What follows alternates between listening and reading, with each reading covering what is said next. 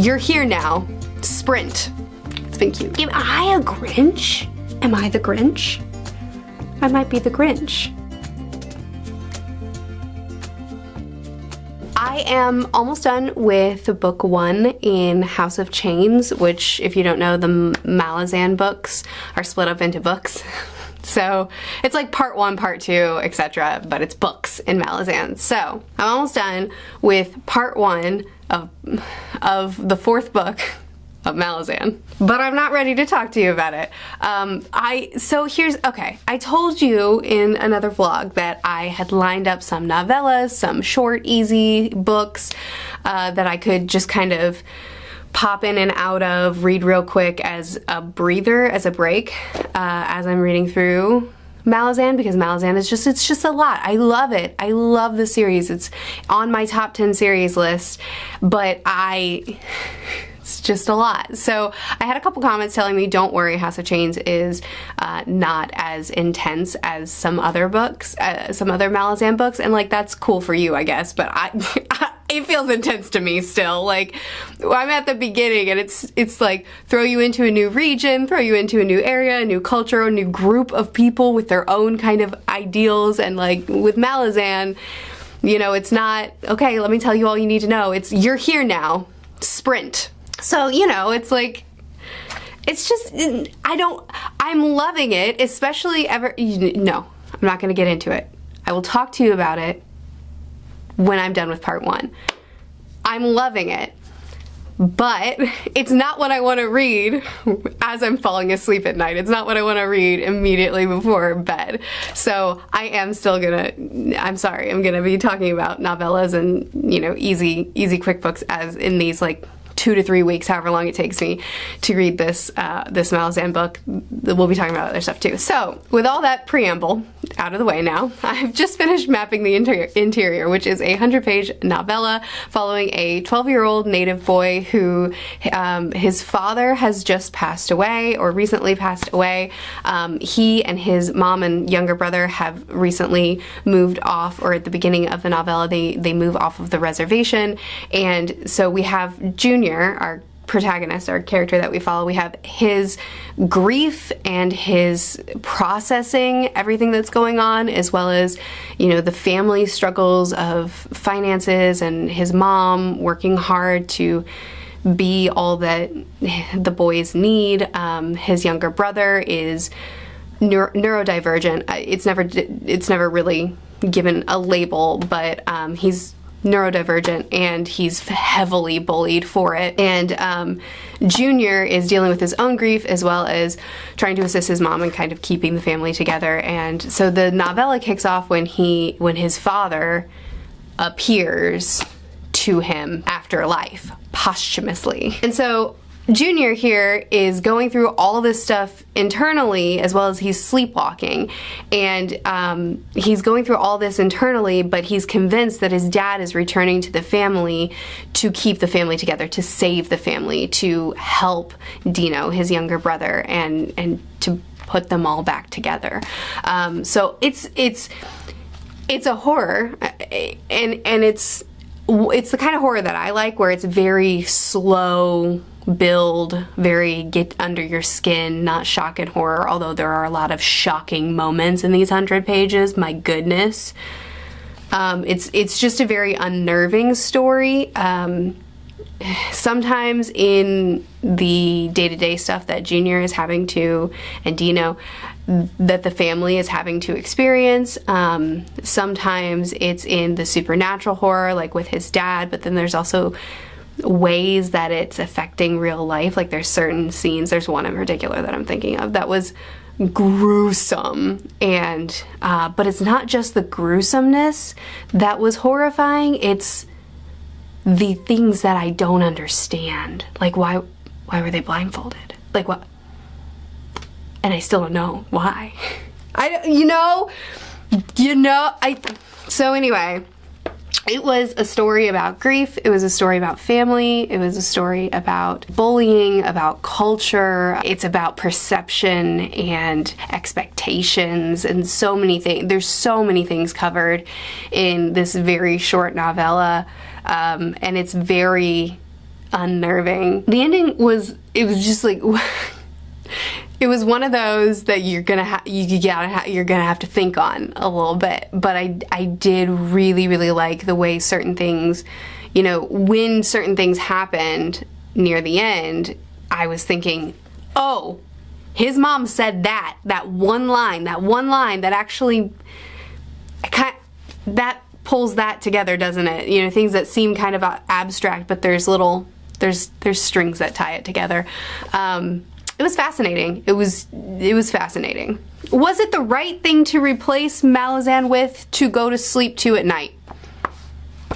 I'm gonna read a romance next. But it was really good, and I definitely recommend this. I'm gonna read more from him.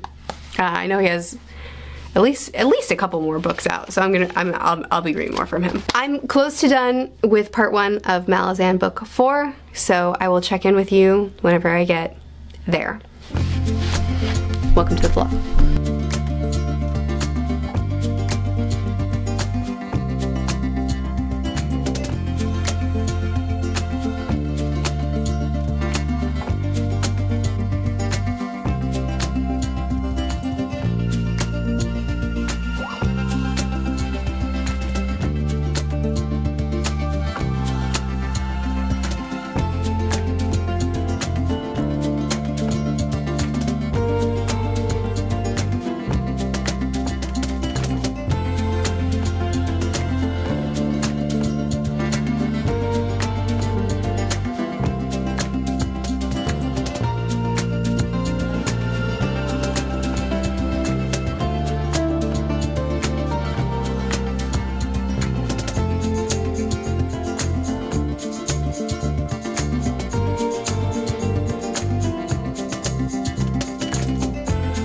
Okay, I have completed part 1. I'm about to start part 2 of House of Chains, book 4 in the Malazan series. It's taken me a minute to get into this. Here I am thinking we're gonna go straight back into Dead House Gate stuff. Like, the first 3 books have been 2 totally different areas, but they, you know, certain characters are connected, and it was book 1, then book 2 in a different area, then book 3 going back over here, and I thought we were following that pattern. But instead book 4 is like, oh, no, we're going somewhere else. So, different area, different culture, different people group that we're following. But one thing that I appreciate that Erickson did is that it's a single POV. Usually with the Malazan books, you're really head hopping. You're hopping into multiple POVs a lot. And with this entirety of part 1, we're in the head of one person. We're following one guy. And while this guy is brutal and he's a lot, it's nice to have that kind of consistency in the midst of a whole lot of new stuff. So it took me a little bit to really get my bearings here, but I feel like I have my bearings now, and keeping the spoiler free, but saying it in a way that you'll understand if you've read it.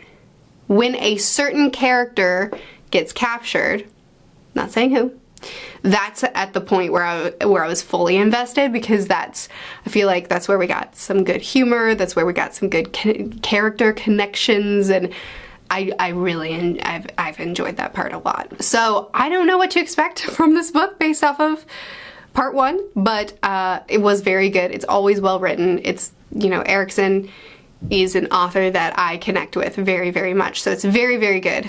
But it has been a slow beginning for me. So we'll see what part 2 brings. All that, as I said in the last clip, I'm enjoying reading these books. I'm enjoying reading this book in the daytime, but in the evenings, right before bed, I need something else. So, since finishing the horror as my lighter before bed book, I've now started Holiday Romance, which is a romance about 2 Irish people who live in the US, but every year they fly back to Ireland to spend Christmas with their families, and they always coordinate their flights because they're really close friends, and so that's like their time to get to hang out and bond. And this year everything has gone wrong. everything has gone wrong. And so now, instead of one simple flight to Ireland, it is multiple flights and a ferry and a million other things in order to dodge this snowstorm that was going to ground them so that they can still get back to Ireland. And romance. So, you know, it's friends to lovers, it's chaotic, it's funny, the banter is excellent, the chemistry is really nice. I have read 30%, I'm reading the ebook, I've read 30% of it and it's adorable. I'm really enjoying, just like, it's obviously, you know, romance books, it's a build up, you don't just like, they don't get together in the very beginning, but it has been a lot of like little victories, a lot of little adorable moments between them, so it's been really sweet and it's been cute. So there you go, there's your check-in for that.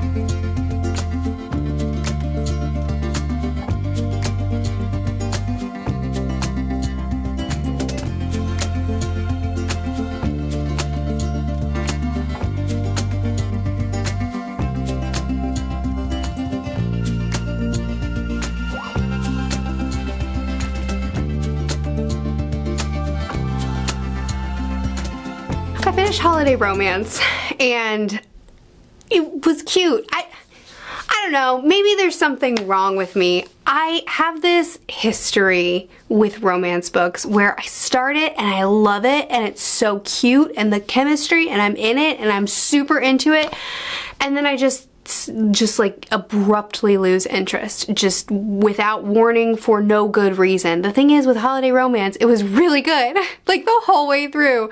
The chemistry was great. The author was giving me, like I said, little victories where they were getting a little bit closer and they were having this great chemistry, and it wasn't like all build up and then, you know, and then like all of a sudden they're a couple. It was like, it was a very slow them falling in love, and it was lovely, and it did nothing wrong, and yet I've completely lost interest. Am I a Grinch?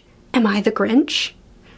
I might be the Grinch. I don't know. It did everything right. It was adorable. All the chaos, all the different people they met along the way, when they did get home, all the family dynamics, it did everything right. I just don't care anymore. I might be the Grinch. It doesn't even make any sense. It was a great book. I recommend it. You should read it too. I have no feelings. I have no feelings. I've continued on with Dead House Gates. I'm not done with part 2 yet, and I've told myself that I'm going to check in with you every section, so I'm already kind of breaking that rule. I'm on page 372, so I'm not even like, I can't even power through this in the next couple of hours to be able to give you a satisfying, yeah, oh my golly, look at that. I'm not reading that. I mean, I'll read some more tonight, but not that much. Anyway, I'm not smart enough for this book or for this series. There's so many things going on, so many different regions that are doing very different things that need to be kept track of. There's a lot of clues, there's a lot of world building hints going on, like things with Warrens and things with the lore of this world that you're getting hints and you're getting clues, and I am gonna piece it together. Hopefully by the end of part 2 I will have pieced some things together, but at the moment I'm just like, I know that means something. I just don't know what. But then there's other things that are actually very satisfying to know more than other characters, like because I've spent time in these other regions with these other characters, when they're referencing things I can say, hey, I actually know about that. I know what happened to these people. I know I was there for that. So that's actually quite satisfying to be able to identify that there are some things that I know more than these characters, but there are more things that they know more than me. I am with Felicen now.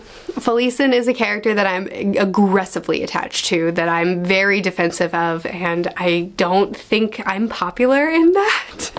Based off of some of the comments I got from Dead House Gates, which are always wonderful. Malazan fans are wonderful. I appreciate you guys so much. But based off of some of the comments I got from my Dead House Gates review, I think that not everybody loves Felicen like I do, but I'm very defensive over her, so I'm thrilled to see her. I'm thrilled to be able to spend time with her again. I'm terrified for her because this is a dark world. There are terrible people here, and some of these terrible people really target her. So my poor sweet girl, after everything she's gone through, I have a feeling that she's gonna have opinions. She always does. And the things that are being set up to happen to her, I'm gonna have some opinions. So, my sweet, sweet Felicen, I love her so much. It'll be interesting. It'll be interesting to see what happens with her. But yeah, a lot of puzzle pieces, a lot of hints and mysteries, and a lot of things that I need to figure out how to piece together, or just say, I don't know, and move on. Yeah. I can say that in part 1, I was disinterested, if I can be blunt with you, from the beginning. The way part 1 started was I didn't care. Well, I did care. It was hard to read from this perspective, but this perspective ended up winning me over to the extent of it became very interesting. So I ended up enjoying part 1 by the end, but when Felicen came onto the page, on the edge of my seat. Instantly, I need to read more. I'm thrilled to be reading this. So yeah, excited to get more from her, as well as more of everything else. There's other stuff going on too. It's just Felicen's my girl. Manga. I have been reading a little bit more. I've read 2 more volumes of The Climber, which he has accrued his crew. he's now joined a team, and they are trying to climb the K2 mountain, and that's his goal, that's his ambition, and he essentially has to deal with these guys that he's climbing with that are not cool. They're not likable. I don't think they're supposed to be. So yeah, there's more ridiculous. Honestly, like, sometimes his manga is just ridiculous. Some of the things that happen, some of his daydreams, the protagonist's daydreams, some of the interactions that happen, sometimes it's just ridiculous. But it's also really, really beautifully drawn, and when we get climbing moments, it's pretty incredible. So I've read that, and I have started Yona of the Dawn, which is like a royalty. I don't know, it's something. I don't really know. It feels like a romance at this point. I've been told that's not all it is, though. So we follow Yona, who is a princess, and then a coup happens. Her father is killed, and she goes on the run with her bodyguard. So right now we are on the run. I'm getting to experience more of the world, which is what I'm enjoying the most out of this, as well as the baddie, the one who did the coup. He's very fascinating to me. He is very, there's a lot going on with him.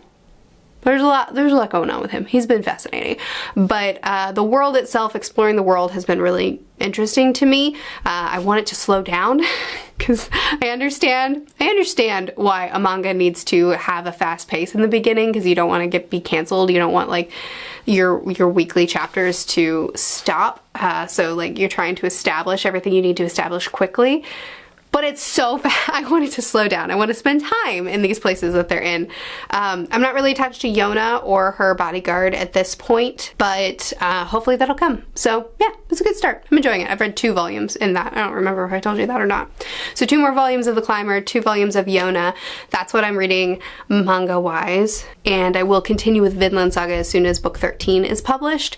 And then I'll read the rest of 12 and 13 together. So that's my manga plans for now. So yeah, I read a novella and a romance, and I got almost 400 pages into book 4 of Malazan and continued on with some manga things. That's what I've read this week. Next week I will be, it's not here, I'll be reading the next one of these. I got it for Christmas and I'm super excited, as well as the Sanderson book that's coming out on the 1st, as well as, of course, continuing on with House of Chains. What's the last thing you read this year? It's just now hitting me that the last thing I read this year was a book that made me realize I don't have a heart.